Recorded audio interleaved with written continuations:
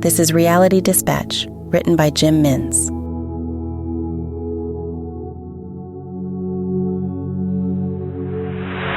She had a 15-minute window to spend some time with her 3-year-old son before the babysitter arrived, and she was due to begin her day at work.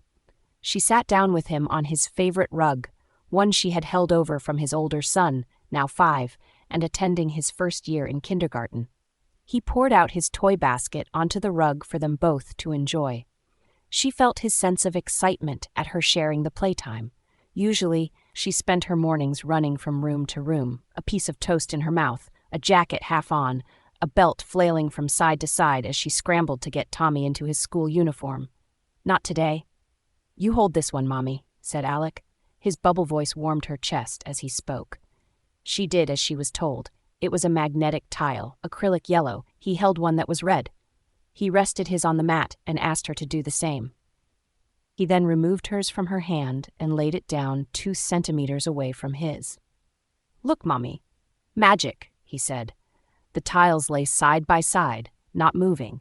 He gave the yellow one a nudge with his finger, and they watched as the magnetic strip at the edge snapped them both together. "You did it, Alec," she squealed. "I did it," he said. She sat on the train with a book in her hand and reread the page in front of her for the 3rd time. She wasn't paying attention. The pain in her heart from the tears Alec had shed when the babysitter arrived depressed her.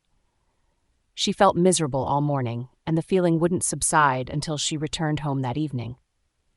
Central Quay Station came into view as the metro exited the final tunnel. She placed the book inside her bag and checked for her work magnetic swipe key. She looped the lanyard around her neck just as the doors opened onto the platform. She rose from her seat and exited the carriage with the flow of the crowd engulfing her, everyone desperate to keep their distance despite the futility of the confined space and their shared urgency to get to their workplaces. When the platform allowed the crowd to spread out, someone hadn't moved away. They had remained close. She caught a glimpse of the man from the corner of her eye, not breaking stride and pretending not to notice. Was this someone she knew? Was he trying to get her attention? "Do you mind?" he said. But she was in front of him. He was behind her. Whatever it was that had put a bee in his bonnet, she was oblivious. "Excuse me?" she said, not breaking stride, but using the intrusion as cause to turn and face him. His face. She recognized him immediately. He looked the same as he had in the newspaper and on the 6 o'clock news, even though the incident occurred years earlier. Only she would have remembered him. He must have served his time. He must have been released early for good behavior. She remembered the guilty verdict was met with universal praise, quickly forgotten as the news cycle progressed. The driver who ran down the off-duty police officer.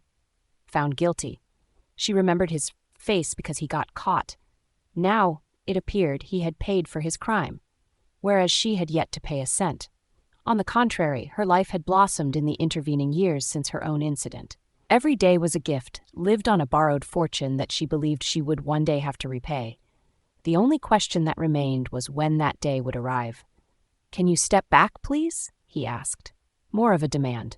He was extremely close. Not quite touching her, but not far off. "You're following me," she yelled. "I stepped off the train first. There is plenty of room. Can you please give me some space now?" He signaled with his hands. She walked off. Eager to break the connection, he trailed behind her. "Why are you following me?" she yelled. "I'm not. I can't break away," he yelled back, his voice rising to a panic that had been absent a moment ago. "Get away from me," she screamed. "I can't," he screamed. A crowd gathered. "Is everything okay, ma'am?" the platform guard asked. "No," she yelled. "I need help. I'm trying to get away from her, I swear," the killer said. A man with a long coat, a dark hat, and carrying a leather briefcase was quietly observing the commotion as he waited in line to take the escalator. He was drawn to them by an unseen force. She could see his puffed-out chest dragging him over against his will. "Excuse me, sir," the guard yelled. "Give us some space here." "I can't," he screamed. He rammed right into her and the killer, attached like a magnet to their hips. The 3 of them inseparable. "Help," she screamed at the onlookers. "Help," the killer yelled. "Help," yelled the man in the hat.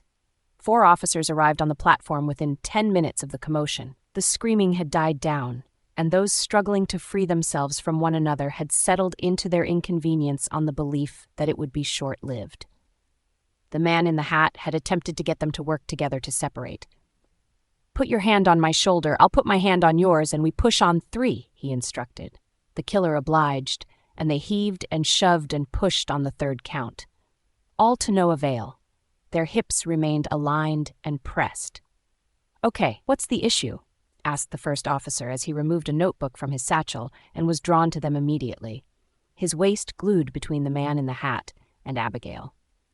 "Your gun is pressing into my hip," she yelled. "I'm sorry," he said, confused. She felt a burning sensation in her hips and yearned to rub her hand along the pain. Both hips were pressed against 2 of the strangers. She looked up toward the rooftops of the cathedral ceilings that ran along the top of the metro station, her only reprieve. She wondered if she'd ever be free of these men, drawn to her, against her will, against their will. She felt a connection with one of them. What was the significance? She didn't want to know. She didn't care to know. She wanted to be free of them. She wanted to be home, with her children, with her husband. She wanted to bury the secret that bound her to this man and possibly the others. She wanted something, anything. She screamed, "Ma'am, please!" The officer yelled back. Then the killer screamed. The man in the hat followed. Eventually, the officer yelled out himself. She buried her own scream under the wave of theirs.